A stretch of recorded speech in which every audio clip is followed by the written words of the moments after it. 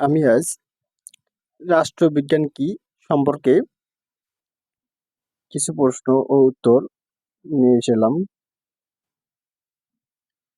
তো আজকে আমি মাত্র 10টি প্রশ্ন করব এবং উত্তর দেব।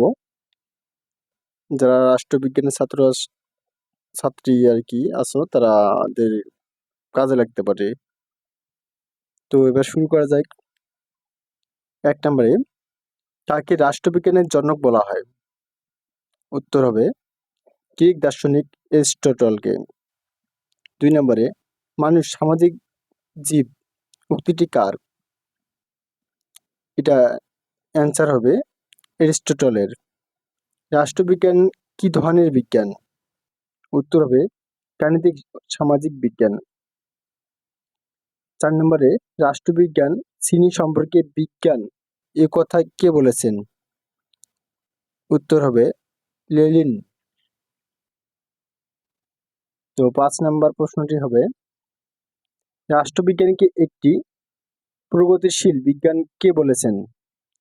Lord Bryce. 6 নম্বরের প্রশ্ন, পলিটিক্স গ্রন্থটি লেখক কে? উত্তর হবে এরিস্টটল। 7 নম্বরে, দ্য রিপাবলিক গ্রন্থটির লেখক কে? উত্তর হবে প্লেটো। তো আমি 10টি প্রশ্ন উত্তর দেব এবং 8 নম্বর প্রশ্ন চলে আসলাম। বোধত্ববাদী তন্ত্রে একজন প্রবক্তার নাম লেখো। লেক্সকি। 9 নম্বরের প্রশ্ন, কত সালে প্যারিসে আন্তর্জাতিক রাষ্ট্রবিজ্ঞান সম্মেলনের অনুষ্ঠিত হয়েছিল? উত্তর হবে 1948 সালে।